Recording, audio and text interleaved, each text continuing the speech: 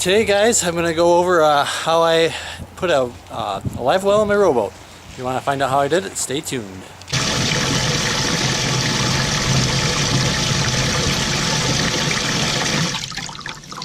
Alright, the first iteration of this is I just used a cooler and I just got an aerator and I put it in it. I cut the top off of it, and this is definitely crude. It works, it keeps fish alive, and it's fun to catch a couple and take pictures with them and whatnot. And I've actually kept 2 5-pound bass in here alive for several hours, and they didn't have a single problem. I let them go and they were fine. But I'm looking to make this a little bit more, let's say, sophisticated. My new idea on this is to put the live well back where I originally intended it when I built this boat, in here. I had been using this as a tackle storage compartment. The reason I didn't make this a live well in the first place is I just hadn't really figured out a good way to waterproof it. Looked into using totes and welding them together and all sorts of things like that. I just was never very impressed with that. So I'm going to try an experiment. I still don't know if it's going to work, but I'm going to use silicone and Flex Seal to try to waterproof this compartment. Okay, here's step 1 all complete. Well, I guess step 2. Step 1 is to clean it out really good so that there's not a bunch of crap that would inhibit the adhesion of the silicone to the plywood. So here's step 2 all completed, where I have it caulked on all the seams, all the nail heads, and I have it worked in there really well, so that way there isn't a big gap for the waterproofing material to have to bridge. That gap is filled with caulk. Alright, I'm going to let this set up, and then I'm going to cover this with the Flex Seal. Alright, what I'm going to use to waterproof this is Flex Seal, as seen on TV, liquid rubber in a can. I was reading on their website, and they say that this is usable on ponds, and bird bass is right there on the container, and that it's non-toxic and it will not kill fish. So that's why I decided to go with this product.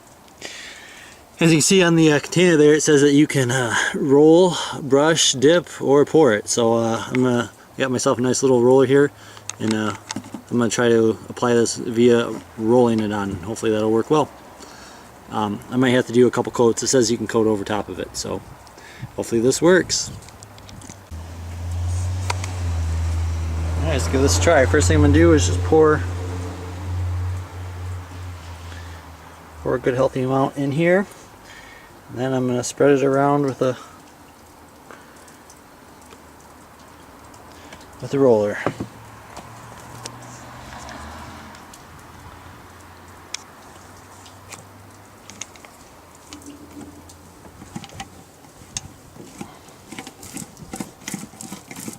Make sure everything's getting a good complete coverage.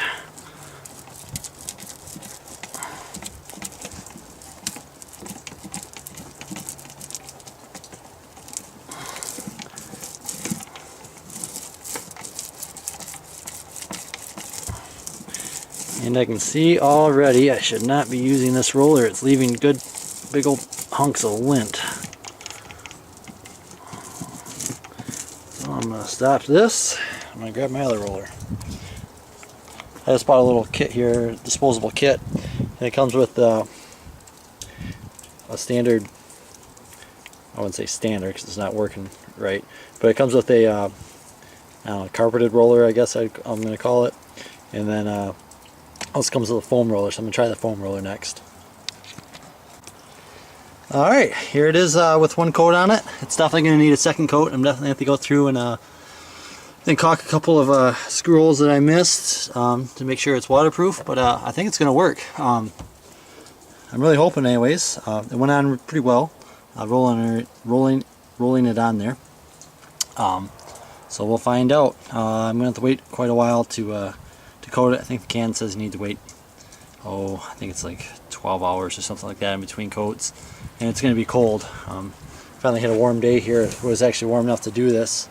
That's in the 40s and it's February, so this is a rare day. So anyhow, we're gonna monitor this and see how it goes.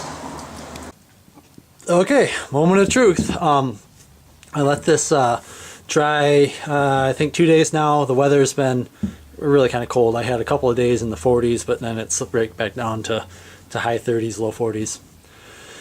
So I think it was like 20 degrees out last night, but I have a good dry finish on there. it's not tacky anymore, so I'm gonna see if she holds water. Here goes the first bucket.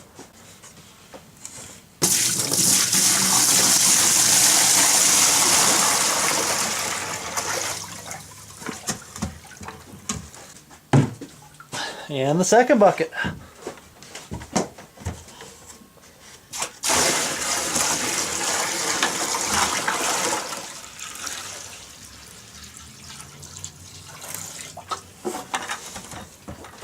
Put a little mark in the back there with the magic marker to monitor the level to see if it goes down over time. I'm gonna leave this in here for probably 2 or 3 hours. I don't want it to freeze. I'm not gonna leave it overnight, but in 2 or 3 hours I should be able to see if there's a leak in it. If it's not holding water, it'll go down.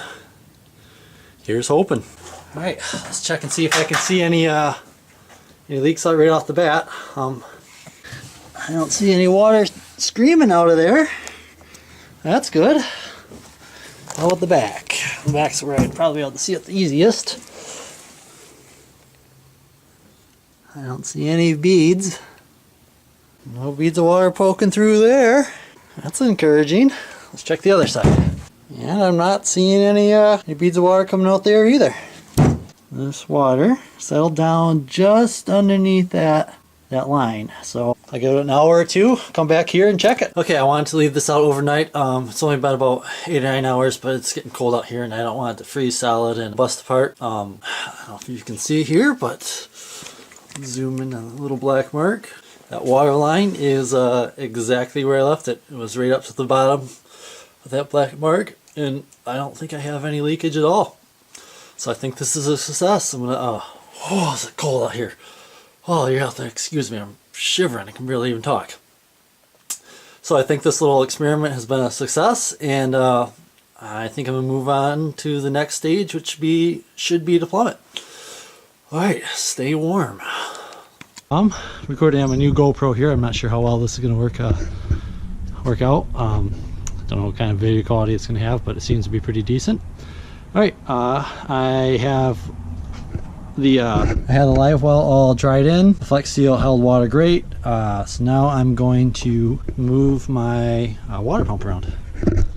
So I'm going to continue to use this 3 amp Shoreline pump, and I'm going to have pretty much the same layout here, just transferred over. I'm going to trim up the width a little bit so that way it's not so gangling in the way.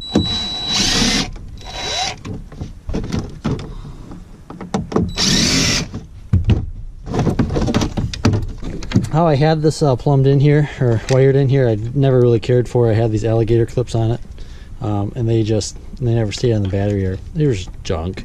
So I'm going to actually wire this in at least a little bit better way. As you can see, I just took a little piece of PVC pipe and drilled some holes in the bottom to make an aerator. Worked. So for this, I'm going to mount up underneath here like so that way it sprays down like that, and I'll adjust the length of the black hose here.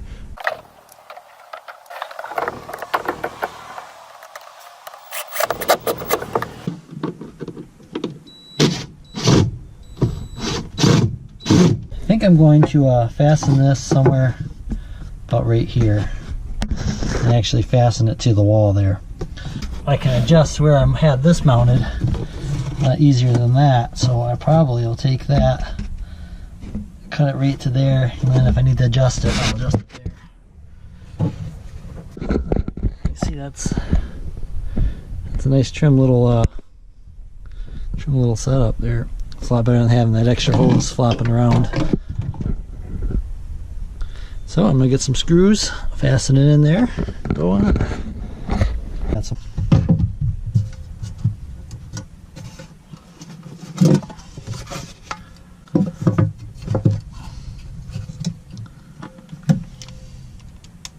make sure I do not hit my battery, because that would be very bad.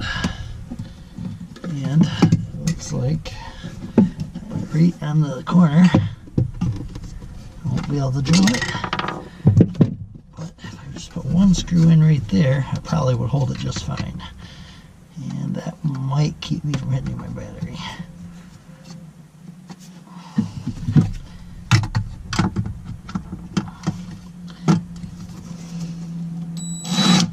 I'm hoping with this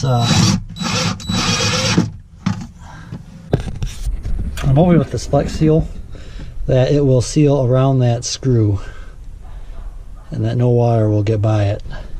You can see it did poke out this side. I'll probably hit that with the grinder and make sure that it doesn't have any chance to hit my battery, because it's like right on the edge there.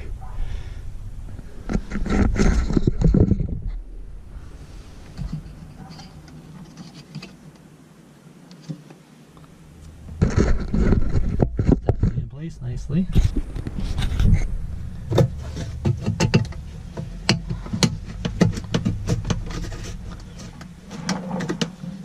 There we go. That works. Next thing I'm going to do is wire in the switch.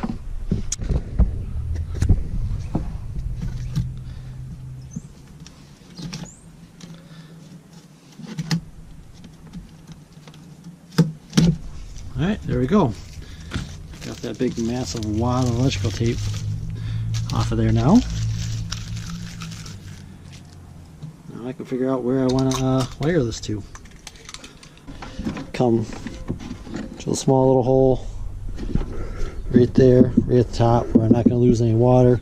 Come down and come back here. I'll put a back plate on here, which I've been wanting to do forever anyway. And then I'll put the switch back over here, so that way I'm not hitting it, or maybe I'll put it over here. That way I'm not hitting it while I'm fishing or anything like that. I'm letting the battery run dry. Okay, I just drilled a nice neat little hole right there at the top. Hopefully not too much water will splash out there. Matter of fact, I think I'm going to silicone that back in when I'm done. This little switch right here, on off. Somehow or another that's got to get wired on. And I'll use these clips. So I think the next step is actually to complete one of my other projects, which is putting in a back plate here. So I do think this is the best place to wire, to put my switch. It'll be the most out of the way. In fact, I think I'll probably put it over here, because I got plenty of wire. That's not a problem. So I can get to here and I'll wire it to the battery. 12.5 tall, 12 inches wide. Alright, take that down to the table saw and cut that square, and then probably work on rounding it off. Okay, I made my little plywood cutout here, and it fits in there nicely. And it's not going to work, is it? My plan was to put that right there, but I can see it is a flawed plan. This looks like I'm going to have to notch this down quite a bit further and make this little piece of black plastic wider. So if I notch that down somewhere in there, go over, I should be okay. Actually, I wouldn't mind. Let's see if I can do something like that. I'll use my little jigsaw, cut it out.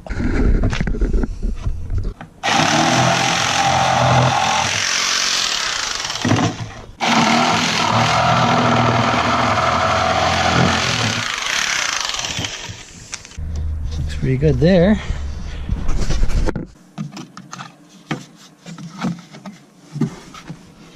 Alright, that should work. Do is cut a piece of plastic that's, you know, about that big. Alright, this plastic lid cuts really well. So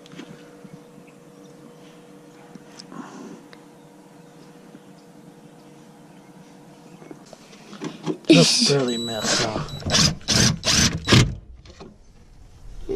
See? Okay, now what I gotta do is I gotta drill another hole on the new piece that I cut right here. Alright, quiet.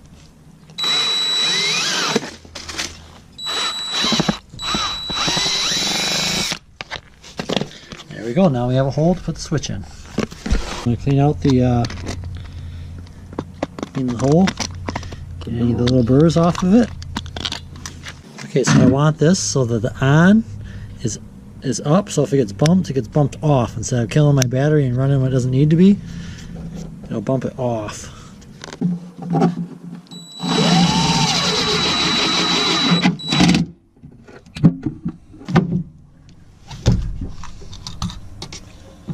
Alright, cutting that. Now I'm going to fasten on a clip. This one I'm going to fasten on a clip on either end of these. Then I'm going to run this to the battery. Need any wire strippers here? I think this is 12 gauge wire. Stripped. That. There we go. That's crimped on there nice. Alright, now I'm going to put a battery terminal on this and on the ground. And I think that should be long enough to connect. I'm using like 10 gauge battery terminals so I can get it over top of the battery, and mostly because it's what I have on hand. Crimp's good.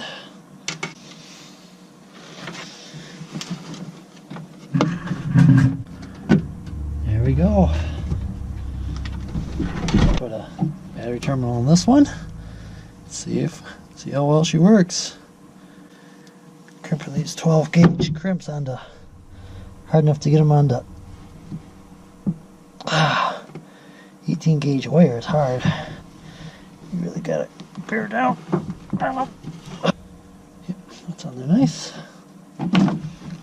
Alright, before I get too far into this project, I'm gonna buzz off. I don't know if you'll be able to see that or not. I got a screw right there.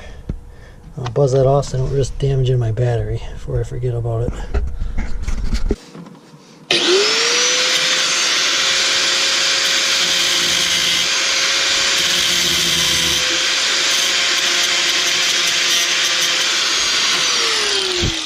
There we go, nice and flush. So, put the battery back in place.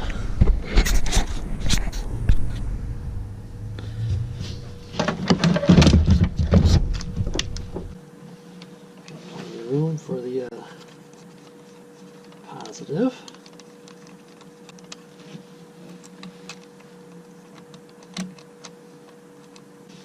Attach the negative.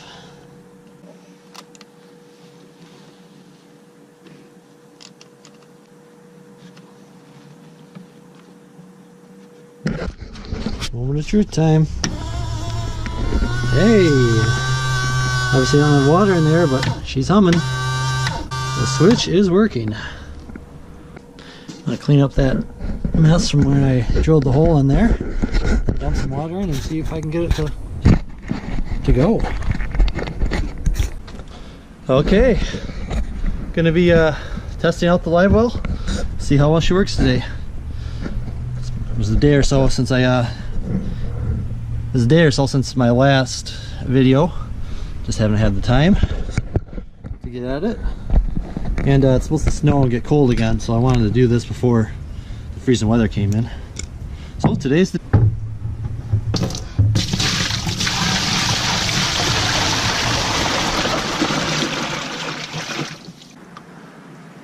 Alright, got it all cleaned out.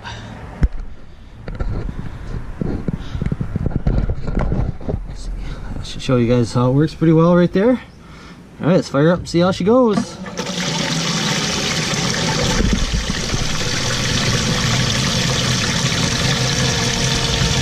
There she bees.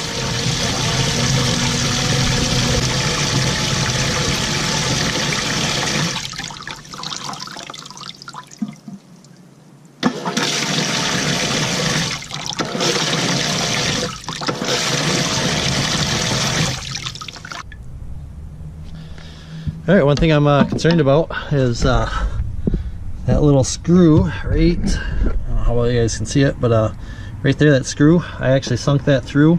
As you can see, it is down below the water line. And I don't have any, see earlier in the video where I cut it off, it's right there, and I don't have any water peeping through yet, so it's not gonna leak a ton. Obviously, I'm only using this live well when I'm out fishing, and when I'm not fishing, I'm gonna be draining it, so I'm not too concerned if a little bit of water seeps into there. I don't think it'd be much at all. But yeah, so far I'm impressed. I have to say this seems to be working pretty good using that Flex Seal. Okay, so how did the Flex Seal work? I think it worked out pretty well. It's holding the water. I was gonna use a tough tote and cut it and weld it and try to make it into something that I could use, but I was going to lose capacity because, as you can see, it's got these reinforcements, so I'm going to lose probably a couple of gallons in just the curvature and whatnot and the slant in of the live well. And also, it was going to be a big job to cut it. I was going to cut it in like 3 places and keep welding it just to get it the right shape. I was going to have to try to make it longer and narrower, so I was going to have to cut here, then slice in here, and I think it would have worked, but it was just a huge project. I think it's Michael Lopez, one of the YouTubers out there. He's got a really great channel on building these small boats, getting live wells out of these tough totes, and they seem to work pretty well. But one thing I don't like is that they're black, so you can't really see your fish all that well in there. I don't know how well this will hold up, but yet again, I don't know how well welding the tough tote will hold up either. It was I want to say this is like 10 or 12 bucks for this can, maybe 15. It was under 20 bucks anyway. It seems to be a pretty good option. I'm always leery of as seen on TV, but they seem to be living up to the hype. I chose, like I was saying earlier about the tough tote, I chose white so I could see the fish easily in here. With the black, they make black Flex Seal too. You're just not gonna be able to see your fish as well. I hope you guys found this video helpful. If you did, like and subscribe. I'm gonna do some more videos on my boat. It's that time of year where the ice fishing is kind of dangerous. The ice is starting to melt off up here, and it's not melt off. There's not enough open water to really get the boat out yet. So I'm gonna be getting ready for springtime. I'm gonna do some stuff with my rods and reels. Also gonna get the boat a little bit more ready, squared away. Got a bunch of projects I want to do on that. I'll probably keep you guys updated on that. So as always, like and subscribe. Check out my channel for more videos like this, and I'll catch you on the next adventure.